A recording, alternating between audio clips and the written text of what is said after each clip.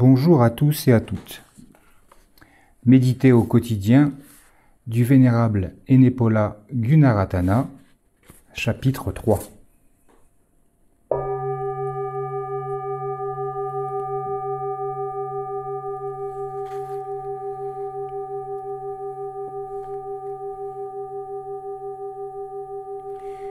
Du point de vue bouddhique, nous, êtres humains, vivons de manière très particulière. Nous voyons les choses impermanentes comme si elles étaient permanentes, bien que tout soit en changement. Le processus du changement est constant et éternel. Pendant que vous lisez ces mots, votre corps vieillit, mais vous n'y faites pas attention. Le livre entre vos mains vieillit également. L'impression s'estompe. Les pages deviennent cassantes. Les murs autour de vous vieillissent. Les molécules à l'intérieur de ces murs vibrent à un rythme effarant et tout se modifie, se dissout peu à peu et tombe en morceaux. Vous n'y faites pas attention non plus. Puis, un jour, vous regardez autour de vous. Votre corps est ridé et grinçant et vous avez mal. Le livre est jauni et inutilisable. Le bâtiment près de s'effondrer. Vous soupirez après la jeunesse passée et vous pleurez lorsque vos possessions ont disparu. D'où vient cette souffrance ? Elle vient de votre propre inattention. Vous avez omis de regarder la vie de près. Vous avez omis d'observer le mouvement constant du monde alors qu'il se produisait. Vous avez édifié une collection de constructions mentales, moi, le livre, la maison, et vous avez assumé qu'il s'agissait d'entités réelles et solides. Ce n'est jamais le cas. Mais vous pouvez vous accorder avec le mouvement constant du changement. Vous pouvez apprendre à percevoir votre vie comme un flux incessant, une chose d'une grande beauté, telle une danse ou une symphonie. Vous pouvez apprendre à vivre avec le flux de l'existence, plutôt que de courir perpétuellement à contre-courant. Vous pouvez apprendre. C'est simplement une question de temps et d'entraînement. D'une certaine façon, nos habitudes perceptives humaines sont stupides.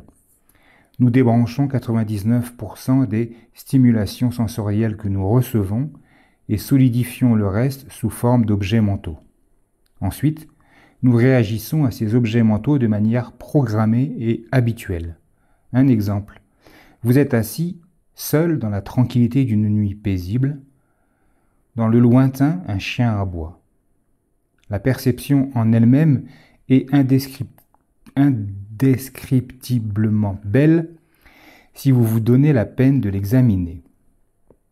De cette mer de silence s'élèvent des vagues de vibrations sonores.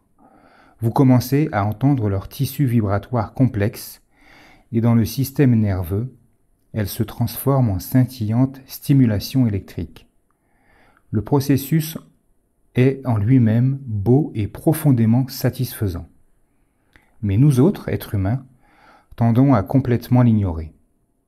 À la place, nous solidifions cette perception en un objet mental et nous lui appliquons une image mentale et une série de réactions conceptuelles et émotionnelles. Voilà encore ce sale chien. Il aboie toujours la nuit. Comme c'est désagréable, toutes les nuits. Il est vraiment insupportable. On devrait y faire quelque chose. Peut-être devrais-je appeler la police ou le chenil pour qu'ils envoient quelqu'un pour l'attraper. Je vais leur téléphoner. Et puis non, je vais écrire une lettre vraiment dure à son maître. Ah, c'est trop de travail. Non, je vais mettre des boules quies. Il ne s'agit que d'habitudes prises dans les perceptions et les réponses mentales. Étant enfant, vous apprenez à réagir ainsi en copiant les habitudes de ceux qui vous entourent. Mais ces réponses ne sont pas inhérentes à la structure du système nerveux. Les circuits sont là. Ce n'est pas la seule façon d'utiliser votre machinerie mentale. Ce qui a été appris peut être désappris.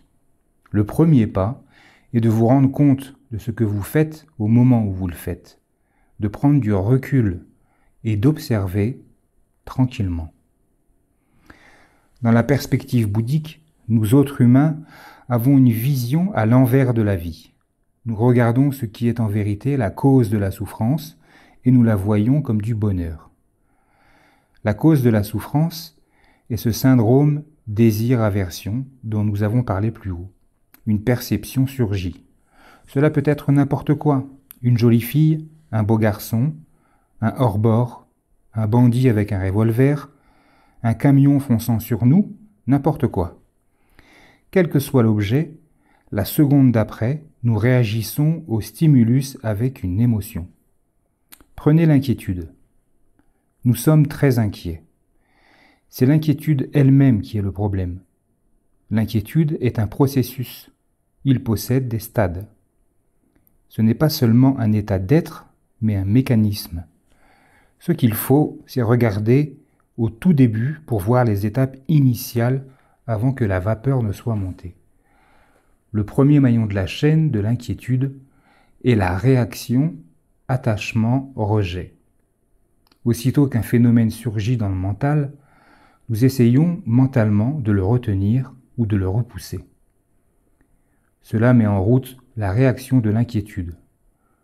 Heureusement, il existe un moyen bien commode qui s'appelle la méditation vipassana, que vous pouvez utiliser pour court-circuiter tout ce mécanisme. Vipassana nous apprend comment examiner notre propre processus de perception avec une grande précision. Nous apprenons à observer l'apparition de la pensée et de la perception avec un sentiment de détachement serein. Nous apprenons à voir nos propres réactions aux stimuli avec calme et clarté. Nous commençons à nous voir réagir sans être pris dans la réaction elle-même. La nature obsessionnelle de la pensée meurt lentement. Nous pouvons toujours nous marier et éviter le camion qui fonce dans la rue. Mais il n'est pas nécessaire de vivre un enfer à leur sujet. Cette sortie de la nature obsédante de la pensée produit une toute nouvelle vision de la réalité. C'est un changement de modèle, un changement complet du mécanisme de la perception. Il apporte avec lui un sentiment de paix et de justesse, un nouvel élan envers la vie et le sens d'une plénitude dans chaque activité. Compte tenu de ces avantages, le bouddhisme considère cette façon de voir les choses comme une vision correcte de la vie, et les textes bouddhiques l'appellent « voir les choses comme elles sont réellement ».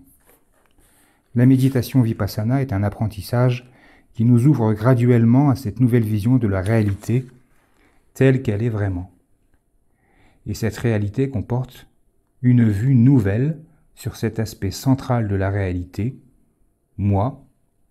Une inspection soigneuse révèle que nous avons fait la même chose à moi qu'à toutes les autres perceptions. Nous avons pris un vortex fluide de pensées, d'émotions et de sensations et l'avons solidifié dans une construction mentale. Ensuite, nous avons collé une étiquette dessus « moi ». Et après, pour toujours, nous l'avons traité comme s'il s'agissait d'une entité statique et permanente. Nous la regardons comme une chose séparée de toutes les autres. Nous la plaçons en dehors de ce processus de changement éternel qu'est l'univers. Et nous nous désolons de nous sentir aussi seuls. Nous ignorons notre connexion inhérente avec tous les autres êtres et nous décidons qu'il faut que j'en obtienne plus pour moi. Puis, nous nous étonnons de ce que les êtres humains soient aussi cupides et insensibles, et ainsi de suite. Chaque mauvaise action, chaque exemple de manque de cœur dans le monde provient directement de ce faux sens du moi, perçu comme distinct de tout le reste, de tout ce qui existe dans le monde. Faites sauter l'illusion de ce seul concept et tout votre univers change. Mais ne vous attendez pas à y parvenir du jour au lendemain.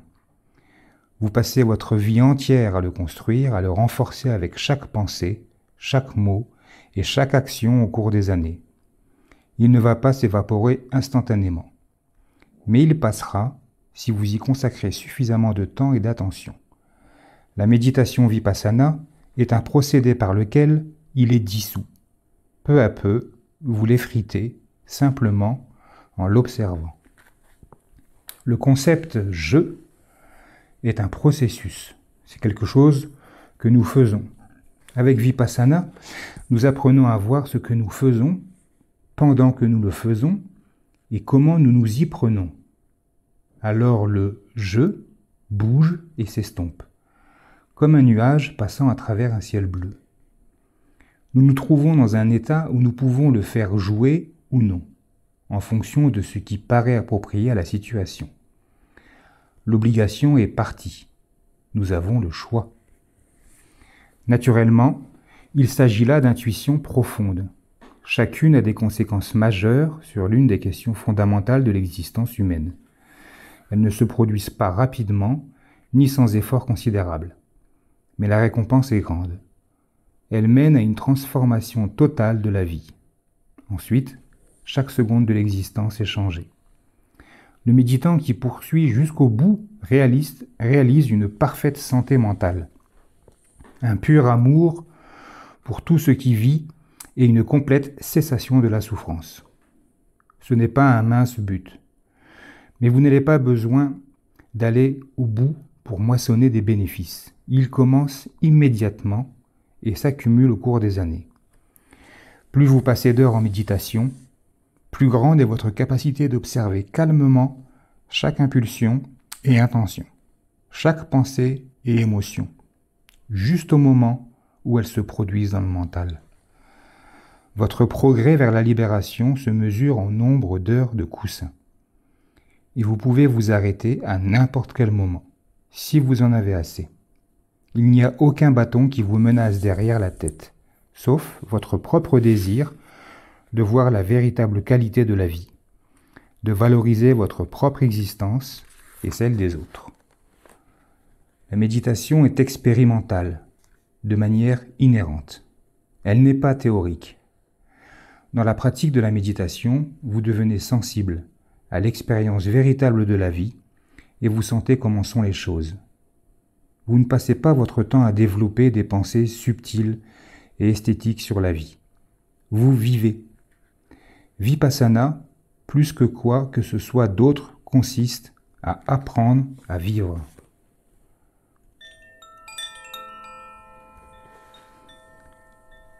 L'attitude. Au siècle dernier, la physique occidentale a fait une découverte surprenante. Le processus même de l'observation change les choses que nous observons. Par exemple, un électron, élément extrêmement petit, ne peut être vu sans instrument. Et l'appareil influence ce que l'observateur voit. Si un électron est observé d'une manière, il paraît être une particule, une petite balle dure qui rebondit dans tous les sens sur de jolis chemins droits. S'il est observé d'une autre façon, il paraît être une onde, sans rien de solide. Il luit et s'agite dans tout le champ. Et l'observateur participe à cet effet par le fait même de son observation, sans qu'il soit possible d'éviter l'interaction. La science orientale a reconnu ce principe il y a très longtemps. Le mental est un ensemble d'événements auxquels l'observateur participe à chaque fois qu'il regarde à l'intérieur. La méditation est une observation participative. Ce que vous regardez réagit à l'observation. Mais c'est vous-même que vous regardez. Et ce que vous voyez dépend de la façon dont vous regardez. Aussi, le processus de la méditation est-il extrêmement délicat. Le résultat dépend de l'état d'esprit du méditant. Les attitudes qui suivent sont donc essentielles pour le succès de la pratique. Nous les rassemblons ci-après sous forme de règles pour en faciliter la mise en application. Je fais une petite parenthèse en vous précisant que ce qui va suivre est très important. Il faut, si possible même, je dirais, prendre des notes, car, je répète, une phrase du livre plus haut qui dit « Le résultat dépend de l'état d'esprit du méditant ». Il y a donc une condition, un conditionnement à avoir quand on se lance dans la méditation ou pour une séance de méditation. Fin de cette petite parenthèse. Petit 1. N'attendez rien. Prenez simplement du recul et voyez ce qui arrive. Traitez toute la chose comme une expérience.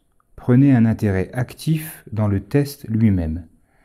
Mais ne vous laissez pas distraire par votre attente de résultat. Pour cette raison, ne soyez pas impatient de quelque résultat que ce soit. Laissez la méditation se dérouler à sa propre vitesse et selon sa propre direction. Laissez-la vous enseigner ce qu'elle veut que vous appreniez. La conscience méditative cherche à voir la réalité exactement comme elle est, qu'elle corresponde ou non à vos attentes. Une suspension temporaire de toutes vos préconceptions et idées est requise. Vos images, opinions, interprétations doivent être remisées hors du chemin pendant la durée de la méditation. Autrement, elles vous feront trébucher. Petit 2. Ne forcez pas. Ne forcez rien. Ne faites pas d'efforts exagérés. La méditation n'est pas agressive. Il n'y a pas de lutte violente. Que votre effort soit simplement détendu et stable. Petit 3. Ne vous précipitez pas. Il n'y a pas d'urgence. Prenez votre temps. Installez-vous sur un coussin et restez assis, comme si vous aviez toute la journée devant vous. Tout ce qui a réellement de la valeur prend du temps pour être développé. Patience, patience, patience. Je me permets d'ouvrir une autre petite parenthèse que je trouve très pertinente par rapport au coussin. Prenez bien le temps de choisir votre coussin, votre petit banc ou l'élément sur lequel vous allez être assis. La position est très très importante. Il faut que le bassin soit légèrement ouvert et donc que les genoux, si vous êtes assis en tailleur indien, que les genoux soient plus bas que la ceinture, de manière à ce que le bassin soit ouvert pour libérer la respiration abdominale. Et ainsi, vous pourrez également avoir le dos droit, comme il est conseillé fortement de l'avoir en méditation. On considère que la colonne vertébrale doit être comme une colonne de pièces. Donc il faut être droit, le bassin ouvert, pas rigide et pas non plus complètement détendu. Il est important ce coussin, l'épaisseur, il y a plusieurs épaisseurs de 10 à 15 cm. Vous verrez sur internet si vous fouillez un petit peu, il y a des guides plus ou moins par rapport à la taille que l'on fait si vous méditez sur un zafu et d'autres sur un banc de méditation.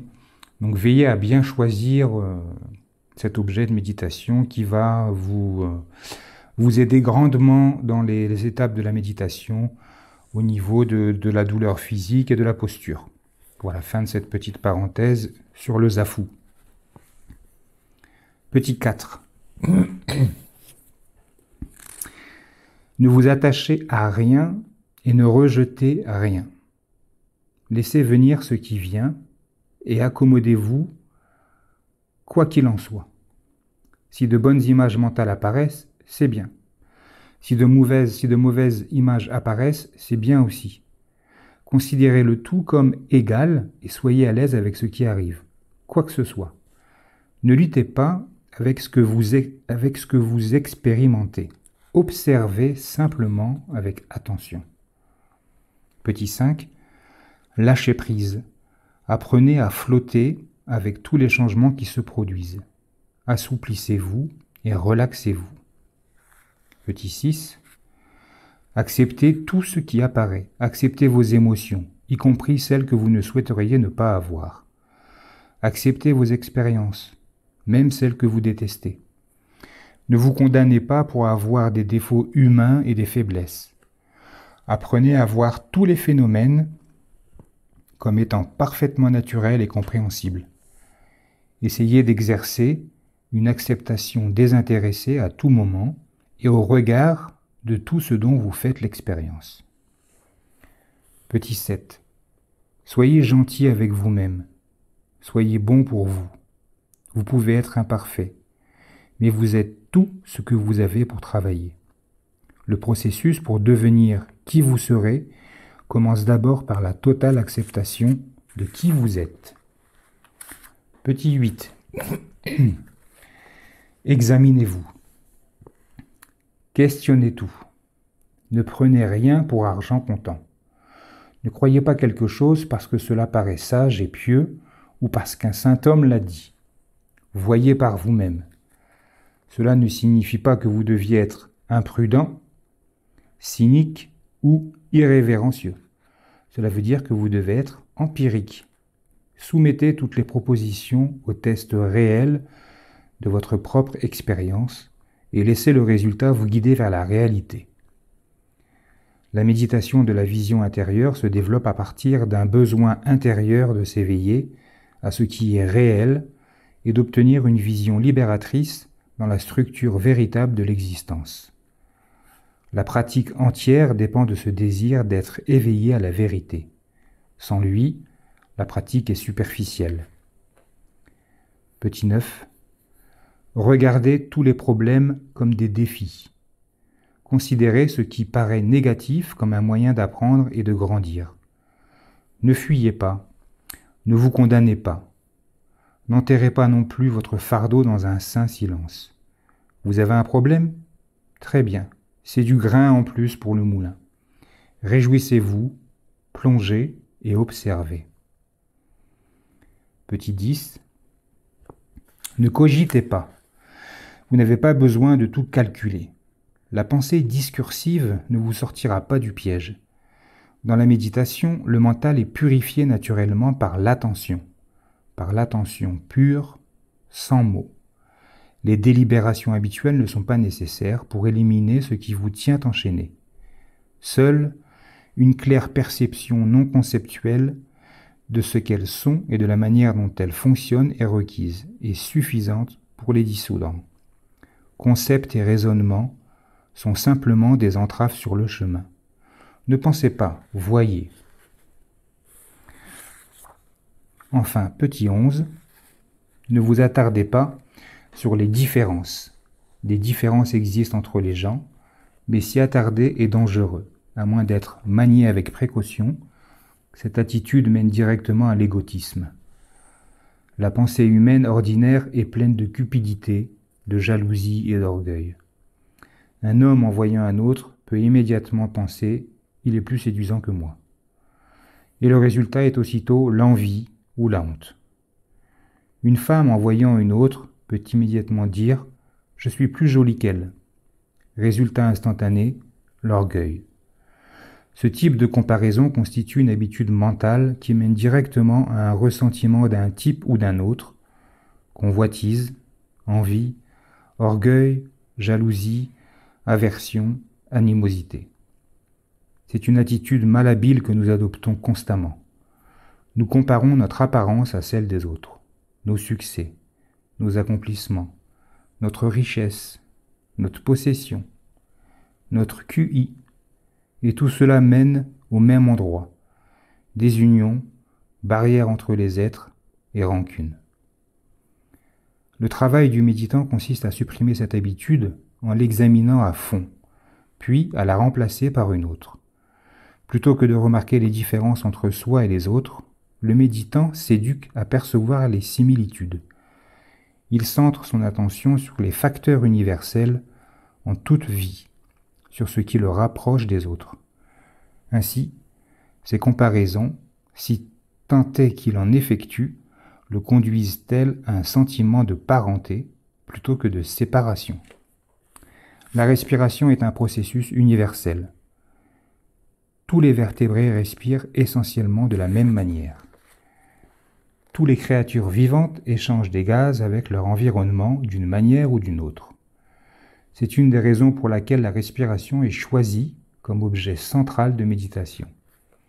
Il est indiqué au méditant d'explorer le processus de sa propre respiration comme un véhicule pour réaliser son union inhérente avec le reste de la vie. Cela ne signifie pas que nous fermions nos yeux à toutes les différences autour de nous. Les différences existent. Cela signifie simplement que nous diminuons l'importance des facteurs de contraste et que nous augmentons celle des facteurs universels. La procédure recommandée est la suivante. Lorsque le méditant perçoit quelque objet sensoriel, que ce soit, il ne doit pas le considérer de la manière égocentrique habituelle. Il doit plutôt examiner le processus de la perception elle-même. Observer ce que fait l'objet à ses sens et à sa perception. Observer les sens qui apparaissent et les activités qui s'ensuivent. Noter les modifications qui en résultent dans sa propre conscience. Et en observant tous ces phénomènes, il doit être éveillé à l'universalité de ce qu'il voit. La perception initiale va déclencher des sensations plaisantes, déplaisantes ou neutres. C'est un phénomène universel qui se produit dans le mental des autres exactement comme dans le sien. Et il doit le voir clairement. À la suite de ces sensations, plusieurs réactions peuvent apparaître. Envie, impulsion sexuelle, jalousie. Il peut ressentir de la peur, de l'inquiétude, de l'agitation, de l'ennui. Ces réactions sont également universelles. Il les note simplement. Il doit se rendre compte que ce sont des réactions humaines ordinaires qui peuvent apparaître chez n'importe qui. Cette façon de faire peut être au début ressentie comme forcée et artificielle, mais elle n'est pas moins naturelle que ce que nous faisons ordinairement. Elle n'est simplement pas familière. Avec de la pratique, ce schéma remplace notre habitude égocentrique ordinaire de tout comparer et est ressenti comme beaucoup plus naturel à la longue. Résultat, nous devenons des gens très compréhensifs. Nous ne nous mettons plus en colère devant les faiblesses des autres. Nous progressons vers l'harmonie avec toute la vie.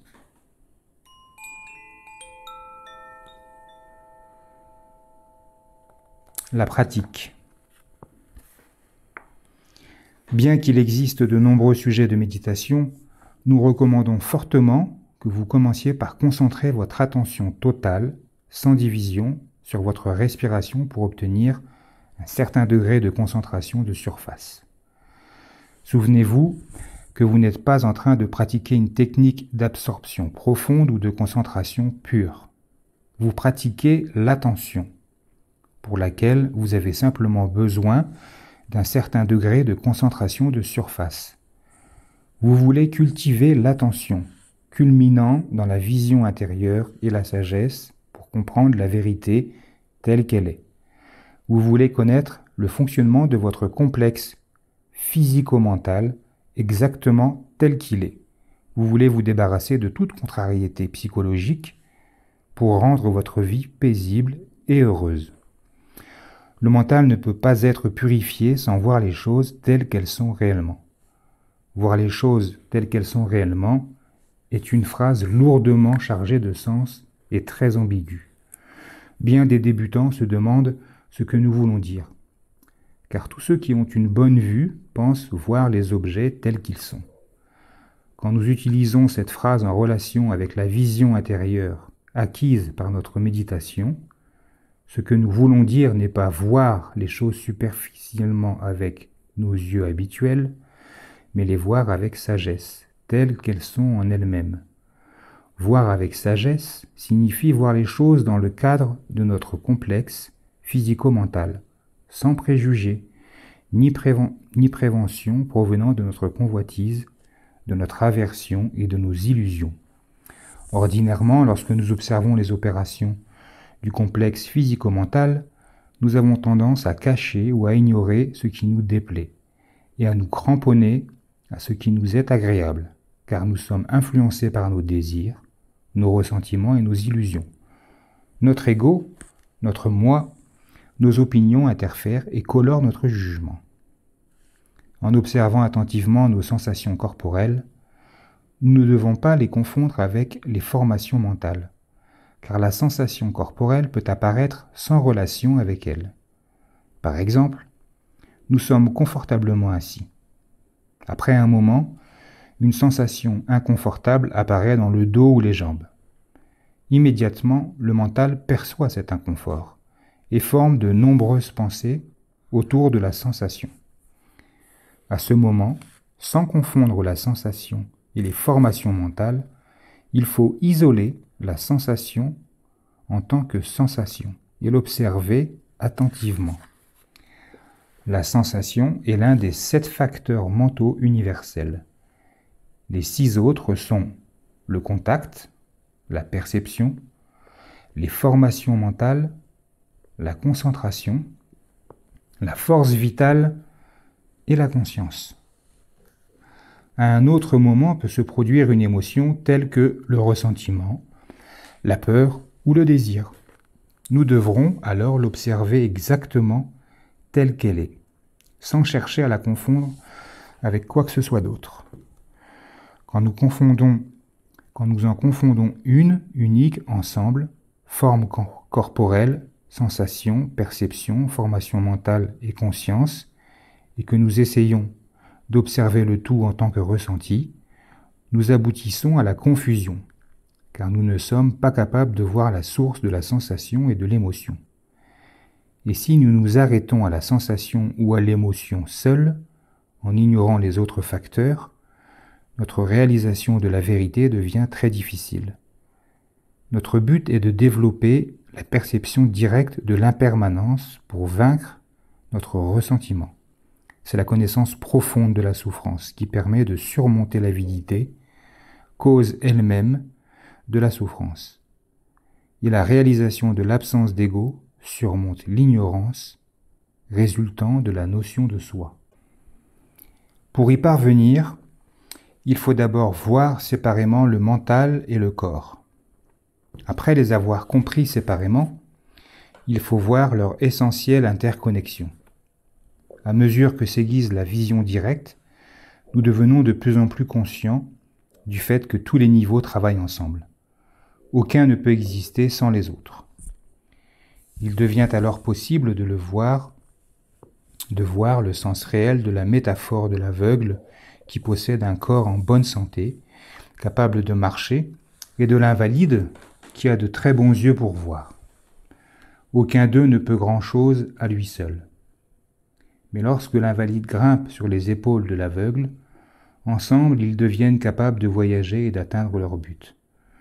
De même, le corps seul ne peut rien pour lui-même. Il est comme une souche, incapable de bouger ou de faire quoi que ce soit, à l'exception d'être soumis à l'impermanence, à l'affaiblissement et à la mort. Le mental lui-même ne peut rien faire sans le support du corps. Lorsque nous observons attentivement à la fois le corps et le mental, nous pouvons voir toutes les choses merveilleuses qu'ils font ensemble. En restant assis, sans bouger, nous pouvons acquérir un certain degré d'attention. En participant à une retraite, en passant plusieurs jours ou plusieurs mois à observer nos sensations et émotions, nos perceptions, un nombre sans fin de pensées et différents états de conscience, il est finalement possible d'être calme et paisible. Mais, normalement, nous ne pouvons pas consacrer autant de temps à rester en un même endroit pour méditer constamment. Par conséquent, il faut trouver une manière de mettre en œuvre l'attention dans la vie courante pour traiter les événements imprévisibles quotidiens. Chaque jour, il faut faire face à l'imprévisible qui se produit en raison de causes et de conditions multiples, car nous vivons dans un monde conditionné et impermanent. L'attention est notre trousse de sauvetage, immédiatement disponible à n'importe quel moment. Lorsque nous rencontrons une situation où nous ressentons de l'indignation, si nous scrutons attentivement notre propre esprit, nous découvrons d'amères vérités sur nous-mêmes, que nous sommes égoïstes, égocentriques, attachés à notre moi, que nous nous cramponnons à nos opinions, pensons avoir raison et tous les autres torts, que nous sommes pleins de préjugés et de partialité, et, au fond, que nous ne nous aimons pas vraiment. Bien que cette découverte soit amère, c'est une expérience des plus enrichissantes. À terme, elle nous délivre de souffrances psychologiques et spirituelles profondément enracinées. Fin du chapitre 3 de Méditer au quotidien du Vénérable Ennepola Gunaratana. Je vous dis à bientôt pour une prochaine lecture.